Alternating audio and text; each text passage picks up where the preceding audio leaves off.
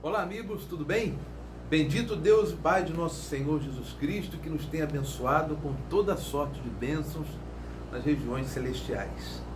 Que Ele abençoe a leitura da sua palavra, em nome de Jesus. Vamos à parte 6 do estudo da Epístola de Paulo aos Gálatas. Com alegria, muitas pessoas, muitos amigos e irmãos estão sendo esclarecidos quanto neste estudo. E eu fico muito feliz com isso, pois esse é o nosso intuito, esse é o nosso objetivo, abençoar.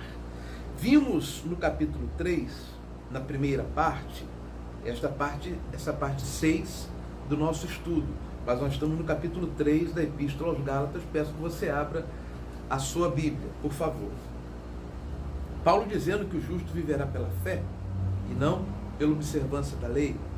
Paulo falando que maldito é aquele que permanece em todas as coisas do livro da lei, buscando fazer com que as obras da lei o venham justificá-lo, quando nós somos justificados pela fé, pelo sangue de Jesus Cristo derramado na cruz.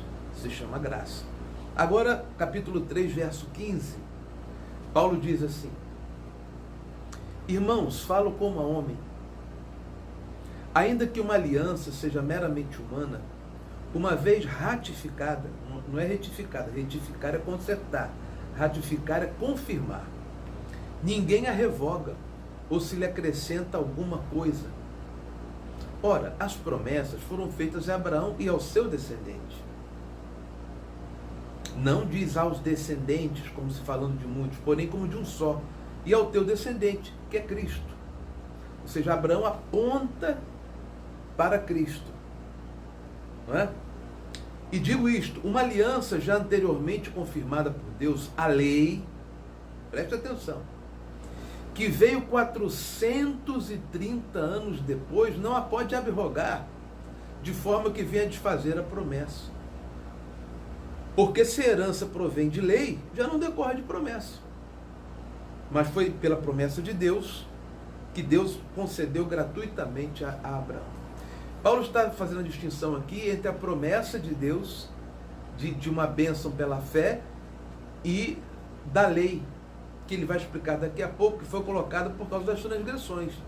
Você sabia, desde Abraão, a lei vem 430 anos depois, a lei dos 10 mandamentos e as outras leis, depois da promessa. E Paulo está dizendo aqui, ratificando, que Jesus é filho da promessa, nós somos filhos da promessa e não da lei. A promessa foi feita a Abraão antes da lei. Agora, então por que Deus deu a lei? Havia em Abraão, Noé antes, né? Abraão, Isaac, Jacó, os patriarcas, havia neles a consciência do bem e do mal, mas não havia lei. Por que Deus deu a lei então? Vamos ver aqui. Vamos ver o versículo 19. Qual, pois, a razão de ser da lei? Por que Deus deu a lei? Foi adicionada por causa das transgressões, até que viesse o descendente. Então, a lei até o descendente. Não que acabou a lei, não que revogou a lei, mas não precisa você viver por lei, você vivendo por fé, você guarda a lei. Mas guarda naturalmente, não forçosamente, não mecanicamente. Vou guardar esse dia, não, é natural, porque o Espírito de Deus leva você à obediência ao Senhor. Então vamos lá, versículo 19 do capítulo 3 aos Gálatas. Qual foi, pois, a razão de ser da lei? Foi adicionada por causa das transgressões, até que viesse o descendente. Então tem um até. Quem é o descendente? É Jesus, que cumpre a lei, e aí começa o Novo Testamento na sua ressurreição. O Novo Testamento não começa no nascimento de Jesus, começa na ressurreição de Cristo, e quando ele volta e aparece aos seus discípulos. Aí começa o Novo Testamento, porque até então Jesus estava debaixo da lei, por isso ele cumpriu a lei. Está entendendo? É muito importante isso. Então, ele disse assim, até que viesse o descendente a quem se fez a promessa e foi promulgada por meio de anjos, pela mão de um mediador. O mediador não é de um, mas Deus é um. Aí ele fala assim: é porventura a lei contrária às promessas de Deus? Ou seja, abandonaríamos a promessa que Deus deu a Abraão e vamos tentar sermos salvos pela lei? Ele diz: de modo nenhum, porque se fosse promulgada uma lei que pudesse dar vida, a justiça seria procedente da lei. Olha o que Paulo fala aqui. Se houvesse sido promulgada uma lei que pudesse dar vida, a justiça seria pela lei. Ele diz: a lei não pode dar vida. Como que pode dar vida uma coisa que obriga você a estar assim? Eu não posso fazer isso, eu não posso fazer aquilo, eu tenho que obedecer isso, eu tenho que obedecer aquilo, e ninguém obedece. Então, vindo Jesus, Jesus cumpre a lei em nosso lugar, para que nós possamos cumpri-la pelo Espírito, e caso falhemos, temos nele a propiciação para os nossos pecados, quando nos arrependemos e pedimos a ele perdão. Agora, fica absurdo você não entender isto aqui, que a lei foi dada pelas transgressões.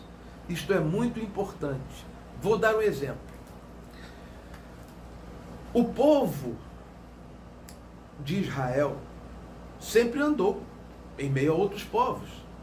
E estes povos eram povos que cultuavam outros deuses, politeístas eles eram. Então eles cultuavam outros deuses e idolatria. Eles tinham outros deuses, vários nomes de deuses. Quando este povo ficou preso no Egito, eles se contaminaram mais ainda, pois os egípcios eram grandes idólatras. Então, quando este povo sai na sua migração do Êxodo, eles continuam com aquela ideia de idolatria, de ter vários deuses, a ponto de Moisés subir ao monte 40 dias, e quando descer já haviam feito um bezerro de ouro, estavam adorando o bezerro de ouro.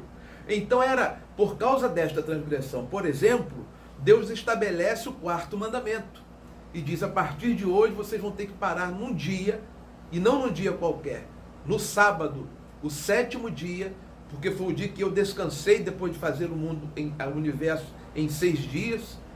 Vocês vão parar no 7º dia e não vão fazer nada, somente lembrar-se de mim. No 7º dia, então, o povo passou a lembrar-se de Deus. Foi dada essa lei. E depois ele fala lá em Isaías: isto será um sinal, não é selo. Guardamento de sábado não é selo, é um sinal que Deus exigiu que o seu povo tivesse, para que ele fosse diferenciado dos outros povos.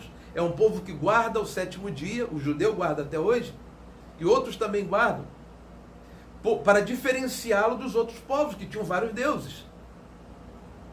Então aquele povo especial de Deus, que Deus estava preparando pedagogicamente para que depois viesse o Messias e desse fim àquele legalismo e nós entrássemos em graça pela salvação, pela fé, esse sinal era necessário, porque eram povos que andavam nesse mundo, nômades, até achar a terra prometida e tal, encontrar. Esse povo tinha que ter um sinal, o sinal de que adorava somente a um Deus, o Deus criador dos céus e da terra. Então eles paravam no 7º dia.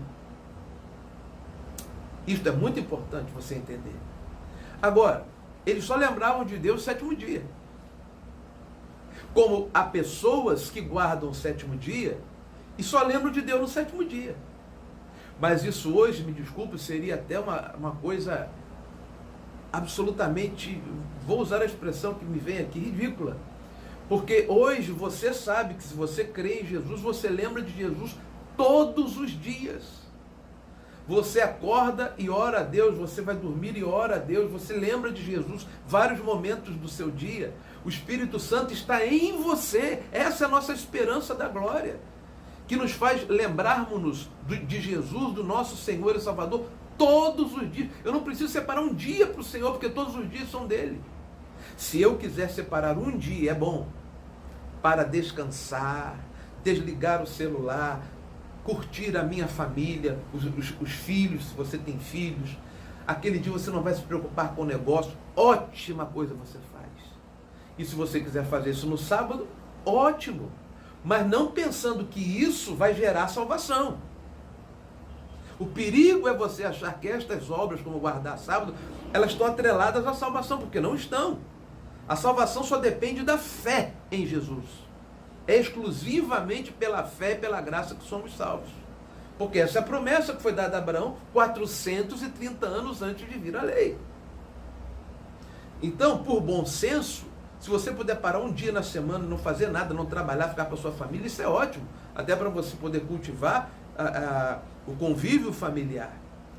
Se puder parar 2 dias, melhor ainda, 2 dias. Descansar 2 dias e depois trabalhar 5, melhor ainda. Se isso lhe... Agora, ter que guardar um dia como obrigação para a salvação, este é o dia que eu não posso fazer nada. Isso não existe. Porque você lembra de Jesus todos os dias. E cuidado, eu conheço pessoas que guardam sábado como ponto de salvação. Aí elas estão liquidando o sacrifício de Jesus. Elas estão, como eu falei na outra mensagem, cuspindo no sacrifício de Jesus, dizendo, não é, Jesus tendo vindo ou não, eu seria salvo só para guardar o sábado. Isto é uma heresia. Isto se torna, como Paulo disse, um outro evangelho. Um outro evangelho anátema, de maldição. Coloca a pessoa debaixo da lei, não debaixo da graça. Então, nós somos salvos pela fé, pela promessa. Então, ele diz aqui agora no versículo... Ele diz que a lei não pode dar vida, no versículo 21, e depois disse, mas a Escritura encerrou tudo sobre o pecado, para que mediante a fé em Jesus Cristo fosse a promessa concedida aos que creem, não aos que observam a lei, aos que creem. Versículo 23 do capítulo 3, eu vou terminar o capítulo 3 hoje. Mas antes que viesse a fé, estávamos sob a tutela da lei. A fé vem com Jesus. E nela encerrados para essa fé que de futuro haveria de revelar-se. Veja, a Bíblia progressivamente caminha para Cristo. Chegando em Cristo, você vive nova vida, é nova criatura, é nova aliança, e as coisas velhas já passaram. Eis que tudo se faz novo. Você não precisa de lembrar de Deus um dia na semana, por exemplo. Não é? Você não precisa de uma lei dizendo que não matarás. Não, você sabe que matar é atentar contra a vida de alguém e um pecado, porque você está matando alguém que Deus colocou neste mundo. E outras coisas mais que estão ali na lei. A lei é boa, mas você não pode viver por ela. Tem que viver pela graça de Deus com o Espírito Santo e você faz cumprir esta lei. Aí ele diz o verso 24, uma coisa muito importante. De maneira que a lei nos serviu de aio. Aio significa pedagogo, uma ponte, um instrutor. É um aio. É uma passagem.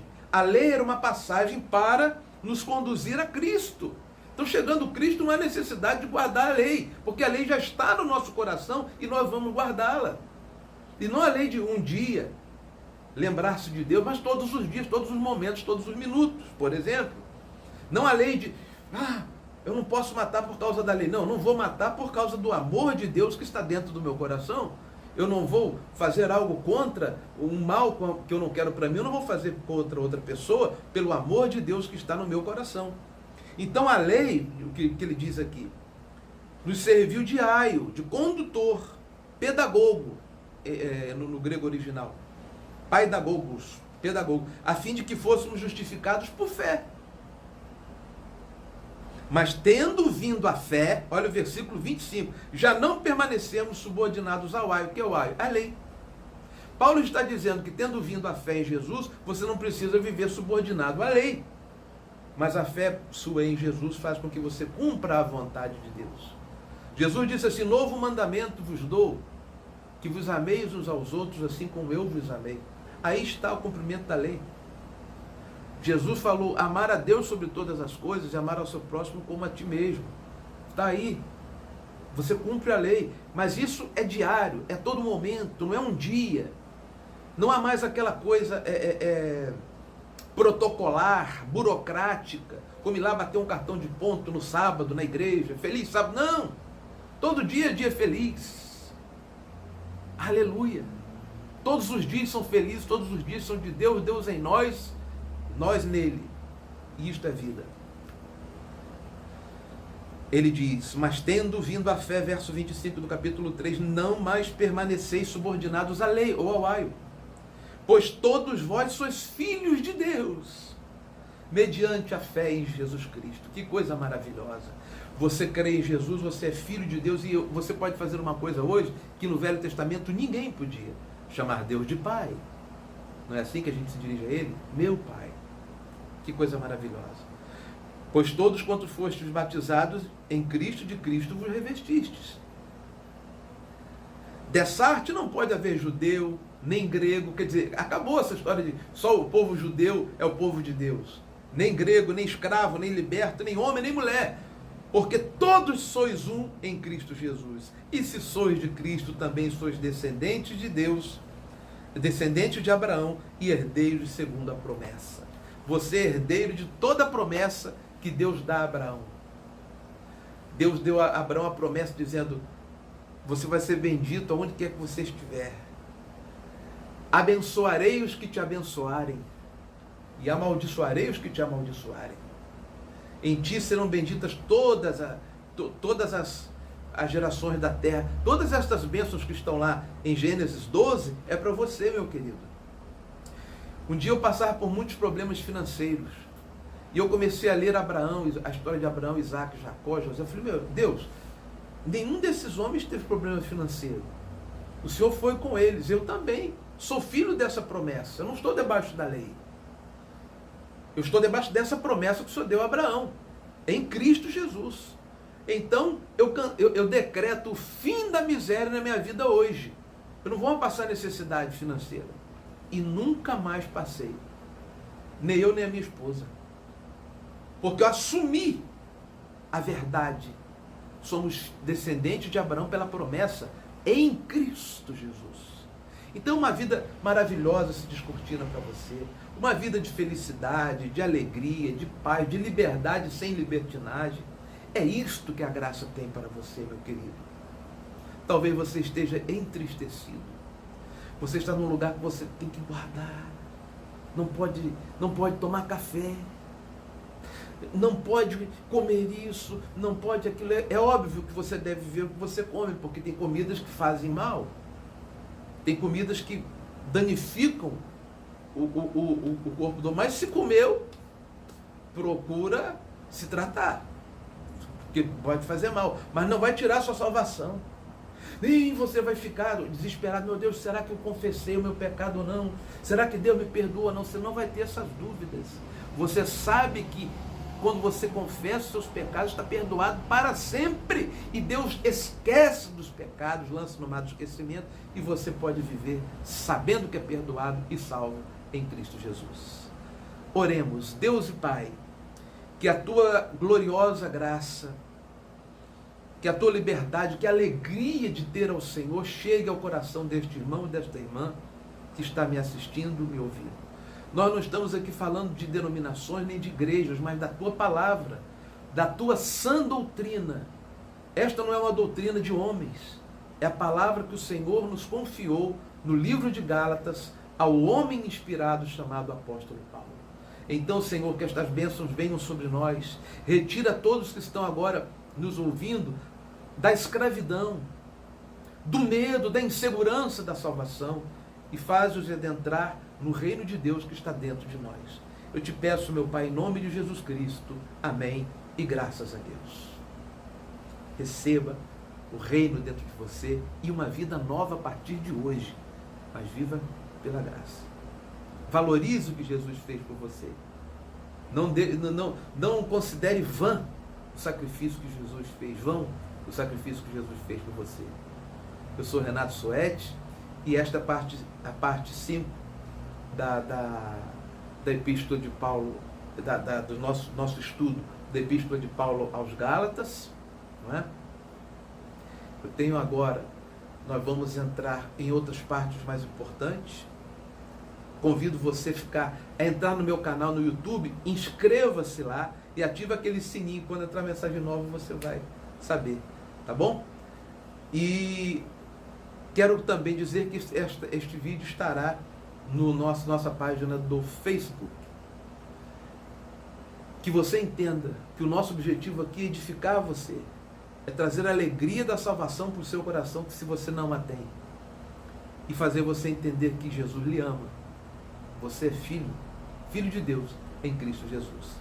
Então nós vamos depois a mais uma parte da Epístola de Paulo aos Gálatas, não é? E eu fico por aqui. Que Deus abençoe a você, a sua família, e e nós estamos juntos nesta fé e na alegria da salvação gloriosa em Cristo Jesus. Um grande abraço.